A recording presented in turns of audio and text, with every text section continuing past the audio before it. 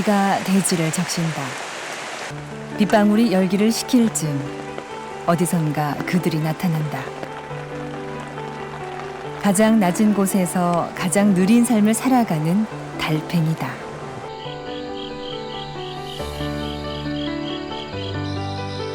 빠름을 쫓는 사람들 곁에서 잊혀지고 사라져간 작은 생명. 그러나 달팽이로 살아남기 위한 노력은 한 번도 멈춘 적이 없다.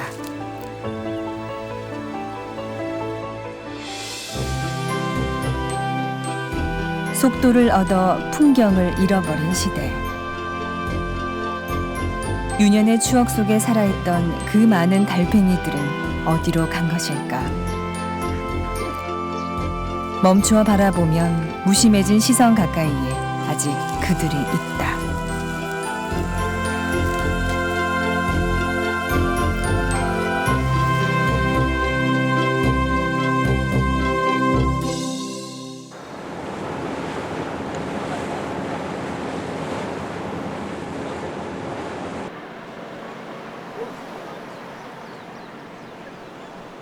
푸른 바다 위에 홀로 떠 있는 섬.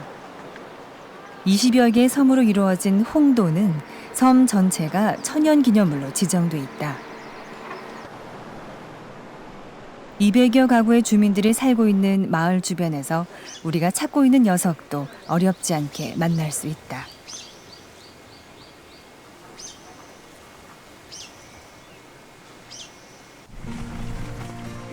줄기 끝에 대롱대롱 매달려 있는 참달팽이 한 마리. 아무래도 길을 잘못 든 모양이다.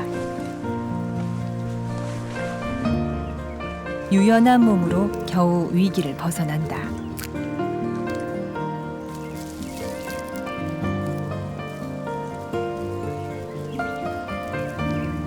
환경부 지정 멸종 위기종인 참달팽이는 홍도가 세계적으로 유일한 서식지다. 이 두 마리는 다른 종으로 보이지만 실은 같은 참달팽이다. 홍도의 참달팽이는 껍데기에 띠가 있는 것과 없는 것으로 나뉜다.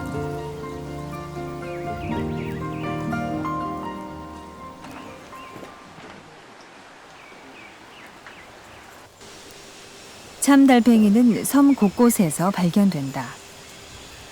사람들의 발길이 끊어진 폐교는 달팽이 같은 작은 생명들의 차지가 됐다.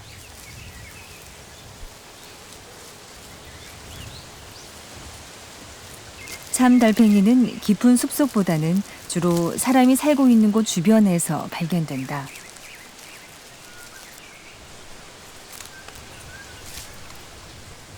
오직 홍도에서만 만날 수 있는 한반도 고유종. 하지만 희귀성에도 불구하고 참달팽이에 대해 알려진 것은 거의 없다.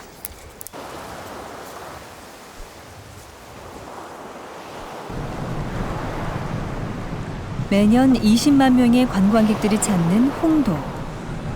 많은 사람들로 분주한 이 섬에 멸종 위기종인 참달팽이가 번성할 수 있는 건 어떤 이유일까? 그 답은 텃밭에서 찾을 수 있다. 넓은 경작지가 거의 없는 섬의 특성상 판매가 아닌 주민들의 밥상을 위해 짓는 농사. 그래서 달팽이에게 치명적인 농약을 치는 일이 거의 없다.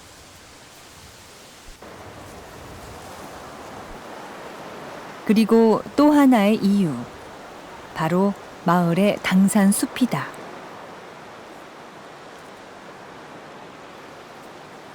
당산이라 해갖고요. 옛날 우리 할아버지 때부터서 거기서는 다른 산에서는 나무를 땔감을 해다가 불 떼고 옛날에는 나무로 불을 떼니까 해다 떼는데 당산이라 해서 뭐 떨어진 나무 갭이 하나라도 안 갖다 뗐어요. 거기서는 갖다 떼면 안 된다 해가지고 그래갖고 보호해가지고 우리가 이렇게 안 와도 못 안아줄 나무가 있고 그러잖아요. 근데 지금도 그렇게 보호해요.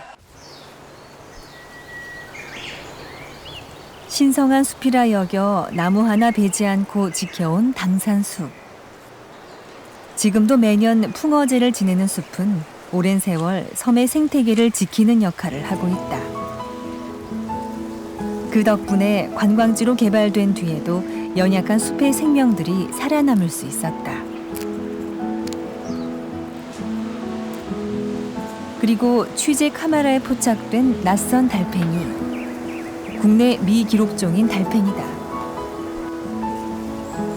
아직 이름이 없는 이 새로운 달팽이의 발견은 숲이 품은 무한한 생명력을 말해준다.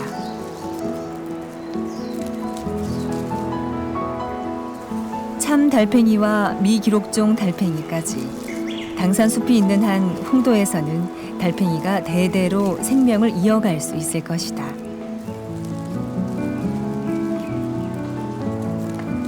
그렇다면 이 작은 생명은 어디에서 온 것일까?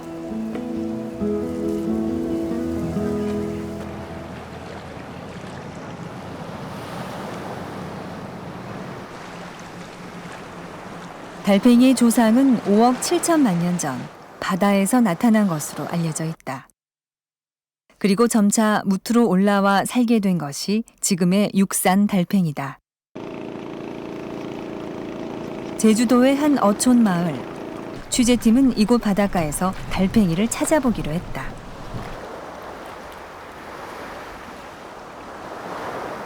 하루에도 몇 차례 바닷물이 드나드는 마을 앞 해안가. 바다와 육지, 그 경계선에서도 달팽이들이 살고 있었다.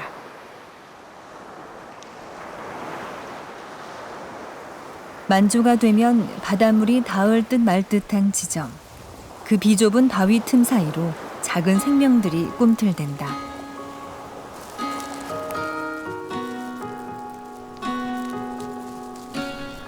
물에 사는 고둥처럼 보이는 이 녀석은 엄연히 폐로 호흡하는 육산 달팽이다. 해안가에 서식하며 돌틈에 낀 해조류를 먹이로 살아간다.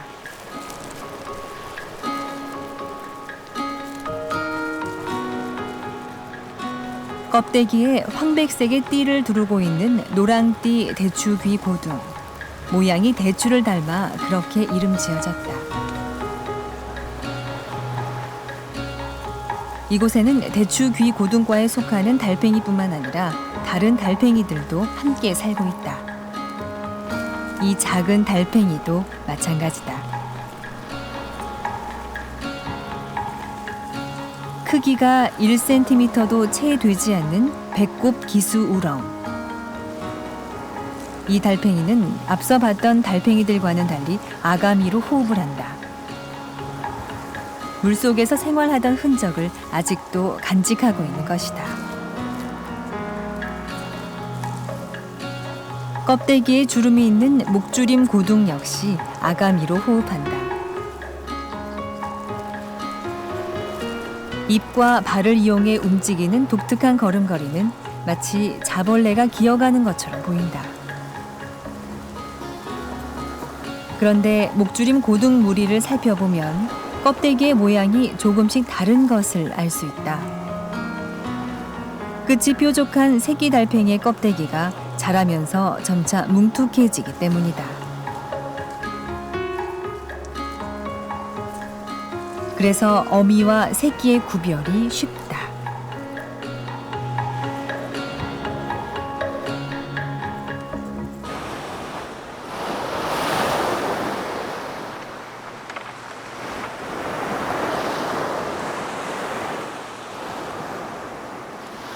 바닷가에서 생활하던 달팽이는 무트로 올라오면서 점차 육지 환경에 적응해 나갔다.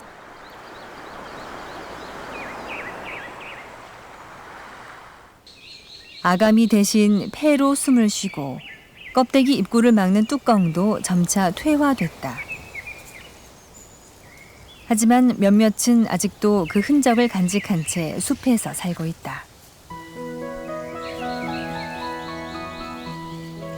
고목에서 자라는 버섯을 먹고 있는 달팽이들.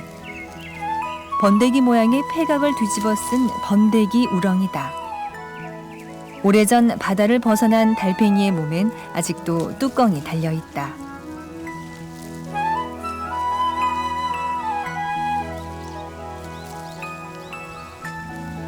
산 우렁이에게도 뚜껑이 남아있다.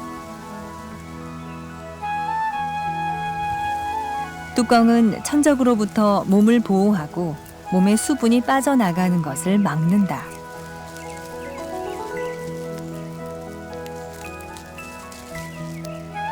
뚜껑을 밀어내며 천천히 몸을 일으키는 산우렁이.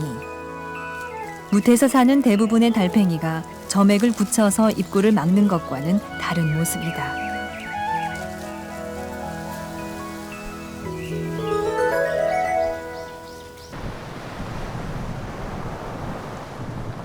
우리나라에는 땅에서 사는 육산 달팽이가 모두 134종이 보고돼 있다.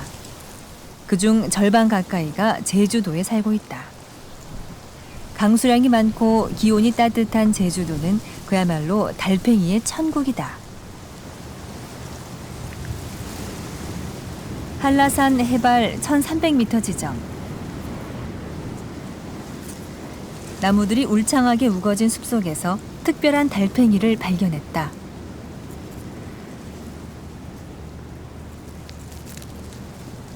좀처럼 보기 힘든 내장산 띠 달팽이다.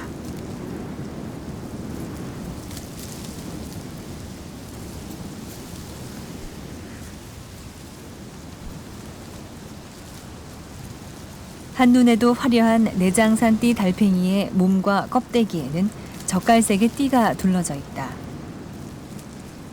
하지만 색대라 불리는 이 띠는 달팽이의 몸을 보호하기 위한 생존 전략이다. 조류나 포유류 같은 천적의 눈을 피할 수 있도록 달팽이의 위장을 돕는 일종의 보호색인 것이다.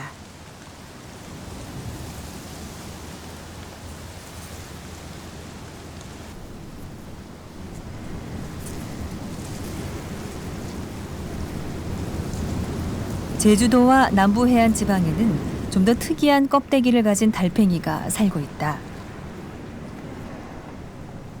밭을 둘러싼 돌담 아래 모여있는 달팽이 무리. 바로 제주 배꼽털 달팽이다. 가시 모양의 털이 껍데기를 둘러싸고 있는 제주 배꼽털 달팽이. 천적으로부터 자신을 방어하기 위해 털이 발달한 것이다. 별다른 공격 수단이 없는 달팽이에게 단단한 껍데기는 적으로부터 몸을 보호할 수 있는 중요한 방어 수단이다. 그러나 크고 무거운 껍데기를 짊어지고 사는 게 쉬운 일은 아니다.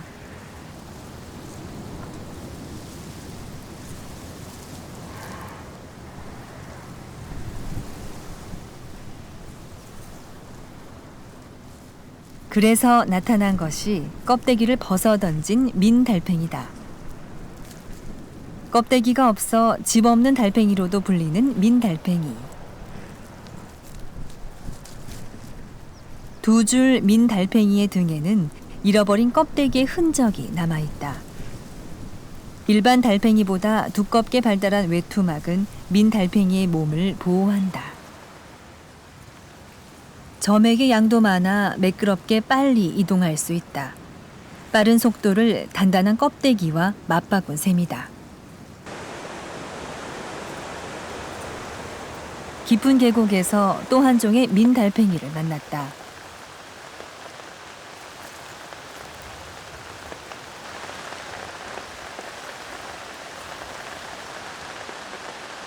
몸 길이가 15cm까지 자라는 대형종인 산민달팽이다. 산민달팽이는 특히 버섯을 좋아한다. 몸속에 독버섯의 독을 분해하는 효소를 가지고 있어 어떤 버섯이든지 먹어치운다.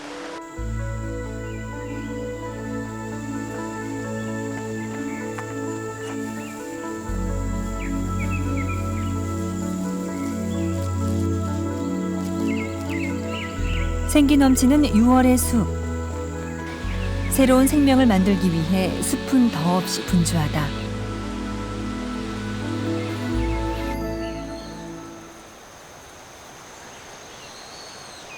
녹음이 짙게 드리운 충북 청원의 산골 마을. 이곳에는 우리나라 달팽이 중 가장 큰 동양 달팽이가 살고 있다. 어린아이 주먹만한 크기의 동양 달팽이는 주민들에게도 친숙하다. 다리도 어떻게 배로 잘해서 좀 이게 겨우는 어떡한 게 뿔이 4개가 나왔네.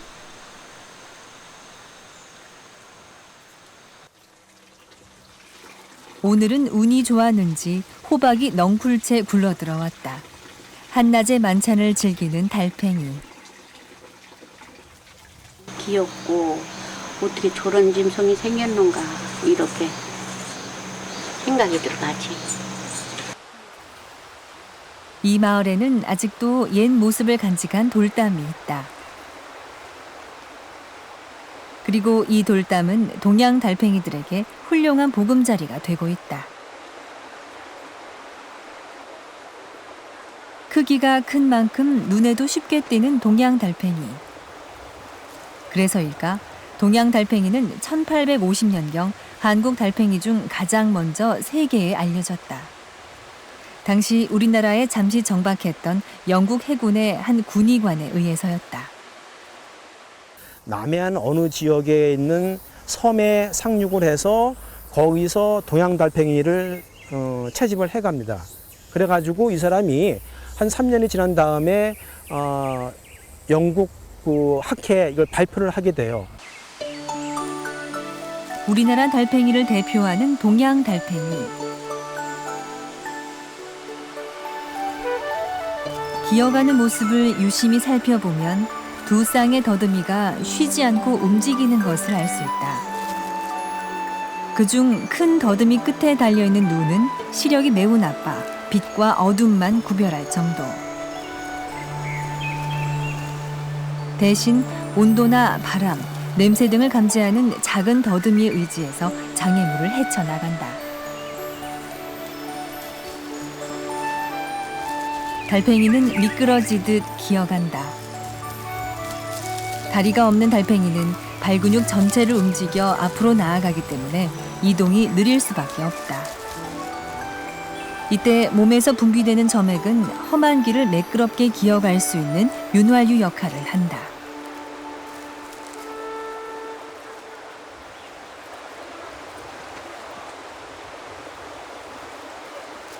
작고 느린 달팽이지만 먹성만큼은 대단하다. 초식성인 달팽이는 버섯뿐만 아니라 이끼나 열매, 나무 등을 가리지 않고 먹어치운다.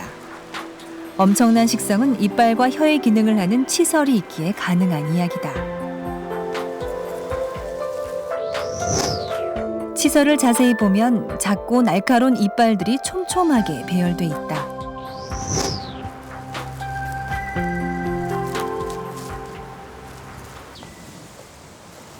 시골 마을의 창고.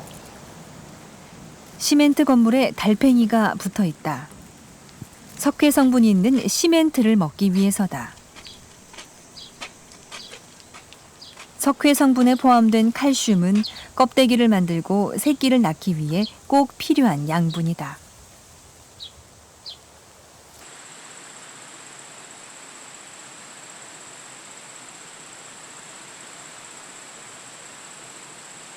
건조한 날, 습도에 민감한 달팽이들은 밤에 그 모습을 드러낸다.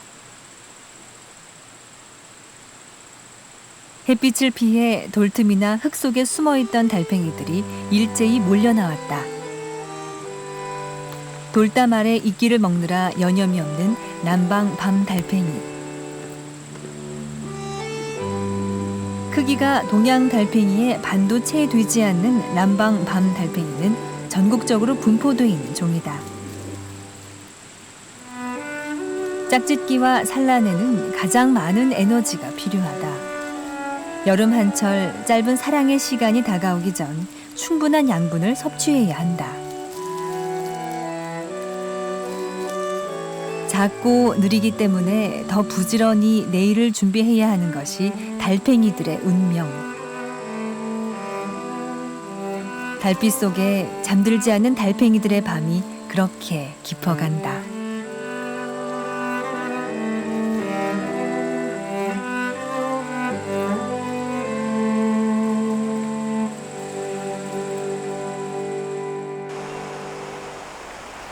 이른 아침부터 비가 쏟아진다.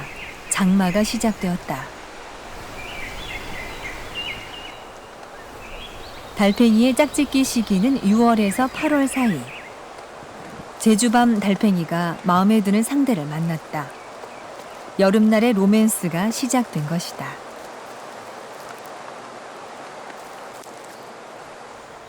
뒤를 쫓으며 구애하는 달팽이. 상대방의 꼬리를 자극하며 자신의 마음을 전한다. 끈질긴 정성에 감동한 것일까? 서서히 반응을 보이는 달팽이. 마침내 구애가 성공했다.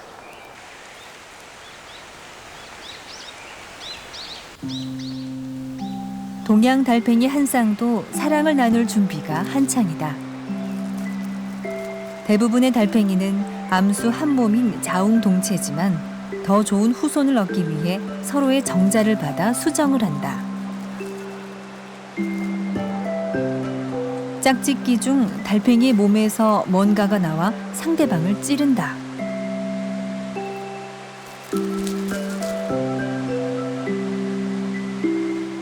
반투명한 막대 모양. 바로 사랑의 화살이라 불리는 연시다. 연시는 상대방에게 자극을 주기 위한 도구로 달팽이만의 독특한 사랑법이다.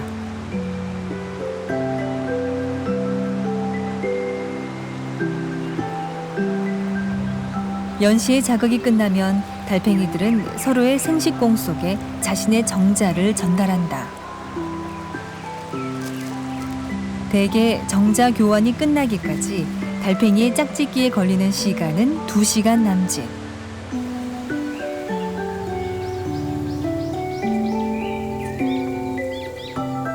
마침내 긴 사랑의 여정이 끝나간다. 짝짓기가 끝난 후에도 달팽이는 바로 자리를 떠나지 않고 오랫동안 서로의 몸을 입으로 닦아준다.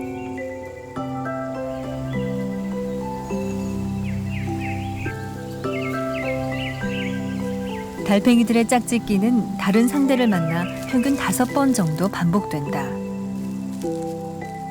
생명의 씨앗을 건넨 달팽이들은 이제 산란의 시간을 기다릴 것이다.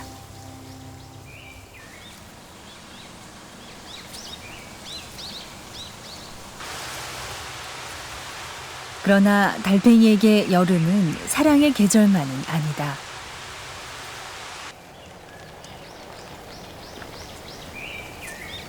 습도에 민감한 달팽이에게 뜨거운 여름은 고난의 시기이기도 하다.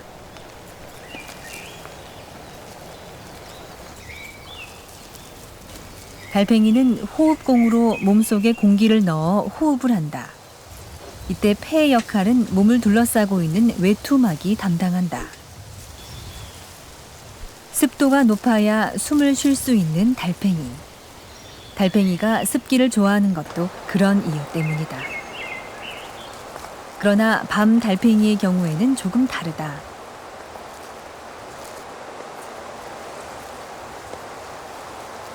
일반 달팽이는 외투막이 껍데기 안쪽에 있는 것과는 달리 밤 달팽이는 외투막이 넓게 펼쳐져 껍데기를 둘러싼다. 더 많은 양의 산소를 직접 받아 호흡하기 위해서다.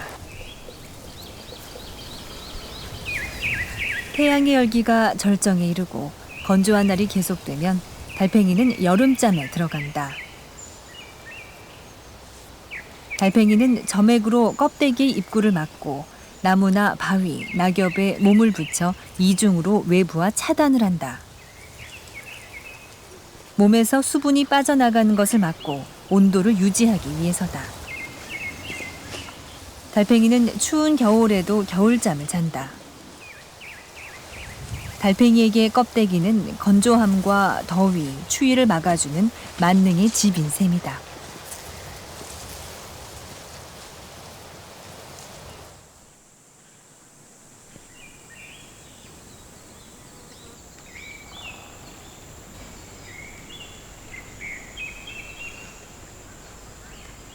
달팽이에겐 새로운 생명의 시기가 찾아왔다.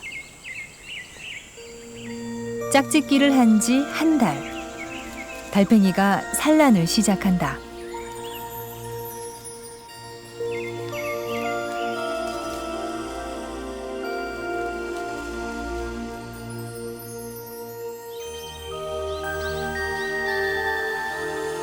오른쪽 목에 있는 생식공에서 30분 간격으로 알이 빠져나온다. 산란 장소는 축축하고 부드러운 흙속. 알이 마르지 않도록 하기 위해서다. 꼬박 이틀 동안 계속된 산란 끝에 달팽이는 모두 70여 개의 알을 낳는다.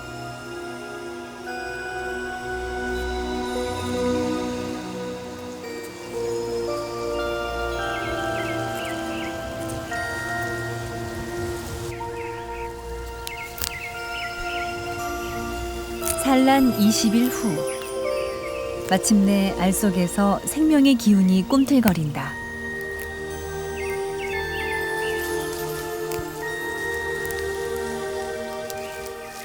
처음 세상 밖으로 얼굴을 내민 새끼 달팽이는 부화 과정에서 알 껍데기를 먹는다.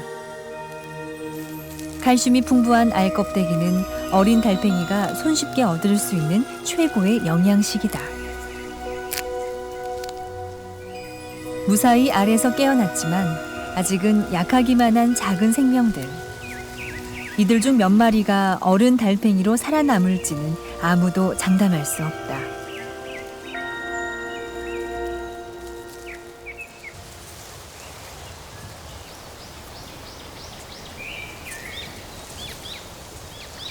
(8월에) 비갠 어느 날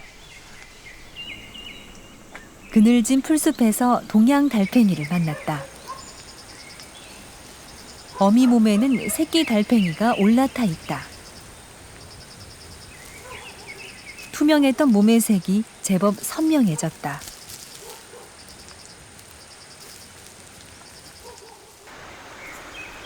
도라지 밭에서도 새로운 생명들이 기운차게 움직인다. 달팽이의 수명은 2년에서 5년 사이. 새끼 달팽이는 나이가 들수록 커져가는 몸집과 함께 껍데기가 감기는 횟수도 늘어나면서 성장하게 된다.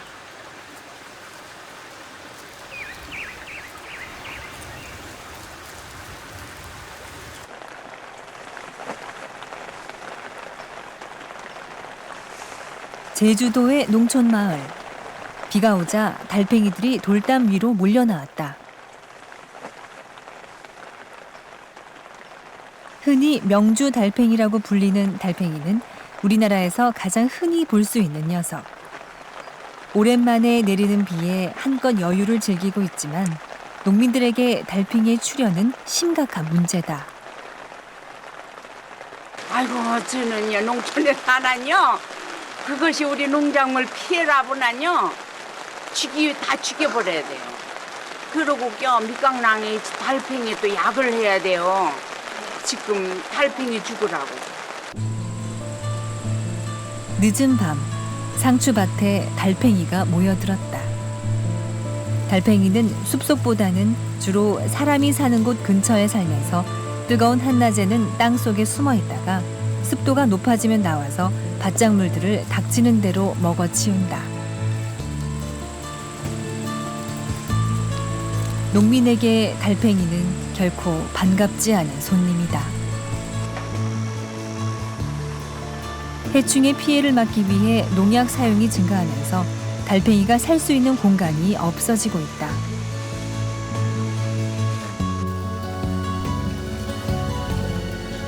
제초제가 뿌려진 방중 옆 풀숲. 여기저기 달팽이 껍데기가 즐비하다. 독성 강한 제초제는 잡초뿐만 아니라 달팽이같이 연약하고 작은 생명들을 죽음으로 몰고 간다.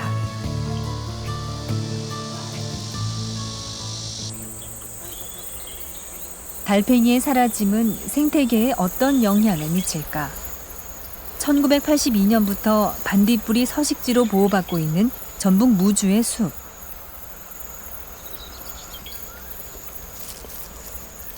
늦 반딧불이 애벌레가 사냥에 나섰다.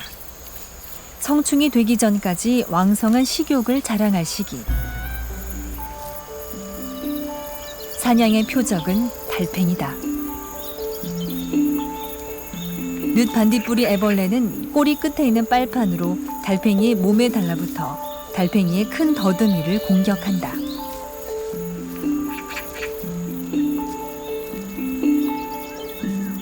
집요한 공격에 달팽이가 몸을 웅크린다. 거품 모양의 점액을 내뿜으며 저항하는 달팽이. 거품은 천적의 공격을 둔화시키고 입구를 차단하는 역할을 한다.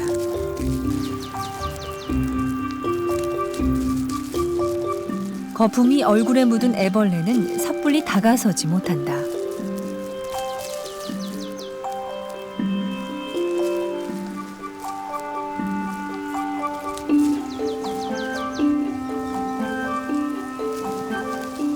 그 사이 달팽이는 늦 반딧불이 애벌레를 떼어놓기 위해 온 힘을 다해 껍데기를 흔든다.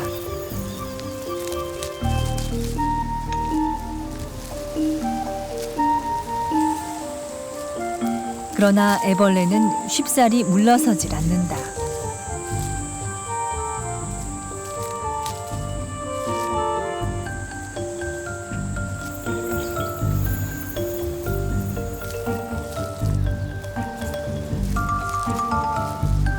한 시간 동안의 사투 끝에 승부는 정해졌다. 애벌레는 그늘진 곳으로 달팽이를 끌고 들어간다.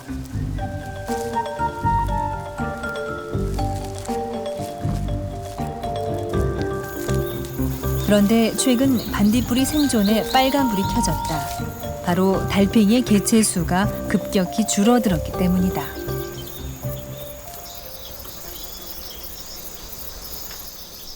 과거 우리 주변에서는 달팽이를 쉽게 찾을 수 있었다. 골목이나 집 마당에서 살기도 했던 달팽이.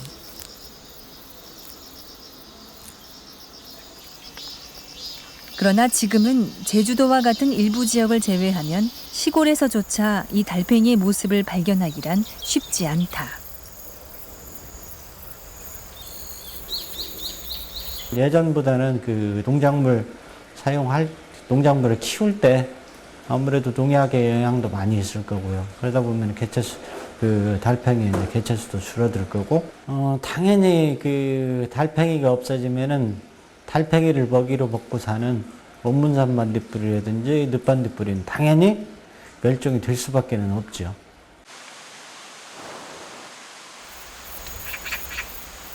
달팽이는 보통 태어난 곳에서 평생을 머물며 산다.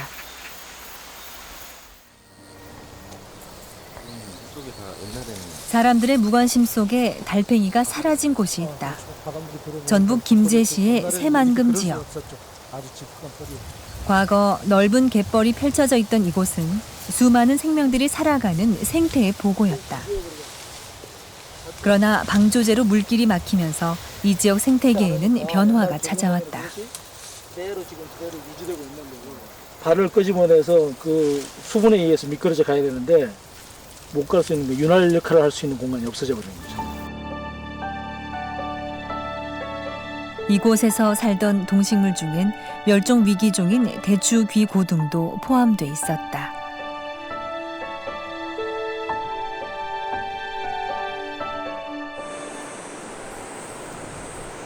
길이 33km, 세계 최장 길이를 자랑하는 새만금 방조제. 올 4월 새만금 방조제가 완공되면서 막대한 용지가 확보됐다. 지도를 바꾼 대역사였다. 그러나 그와 맞바꾼 것은 수많은 생명이었다.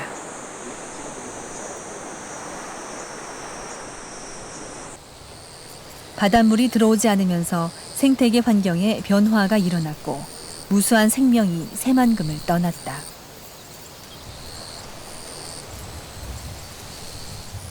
지금 아마 죽은 채로 있을 겁니다. 폐각으로 남아 있을 거고요. 이 고동은 이제 그 바닷가, 특히 이제 세립지대 뻘로 된 갈대밭 속에 햇빛이 좀 덜 드는 곳에 사는 종입니다. 그래서 그리고 또 바닷물이 들어오면 그 바닷물이 직접 닿는 것을 싫어하기 때문에 조금 피하고요. 그래서 우리나라가 너무 해안선을 좁히다 보니까 이 대추귀고동이 살 수 있는 공간들이 거의 없습니다. 지난 2007년 죽음을 앞둔 새만금 지역의 대추귀고등 수십 마리가 보성의 기수지역으로 옮겨졌다. 그동안 대추귀고등을 모니터한 환경단체와 함께 서식지를 직접 확인했다. 촉촉이 젖어있는 갈대밭 사이에 대추귀 고등이 있었다. 둥근 껍데기가 대추처럼 생겼다 하여 대추귀 고등이라 이름 붙여진 달팽이. 민물과 바닷물이 만나는 기수 지역에서만 살 수 있는 대추귀 고등은 서식 지역 생태 환경의 건강 정도를 말해준다.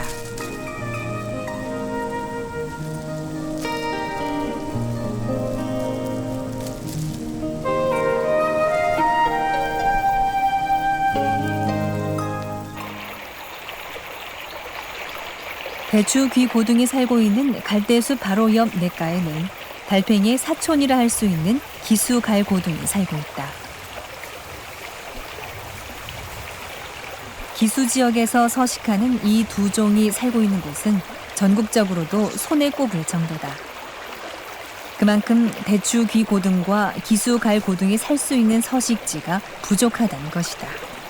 내가 어렸을 때 봤던 뭐 반딧불이라든지 여러 가지 생물들을 내 아이가 보지를 못합니다. 왜 우리가 걔들한테 그런 권위를 뺏어야 됩니까? 내가 봤던 것을 내 아이도 보고 내 아이가 결혼해서 또 내 아이를 낳으면 그 아이도 아버지가 봤던 자연과 이런 생물들을 걔들도 볼 수가 있죠. 왜 우리가 그것을 무슨 권위로 그것을 훼손하는 것이냐.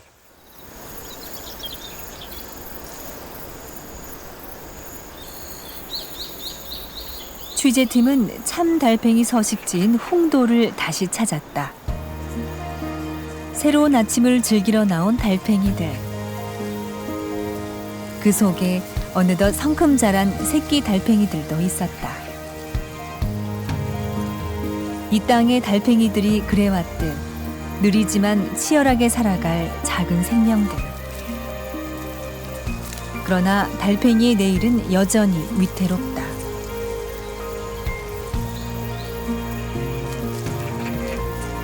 우리는 언제까지 이들을 볼 수 있을까? 이제는 잠시 걸음을 멈추고 우리가 잃어버린 것들에 대해 눈을 돌릴 때이다.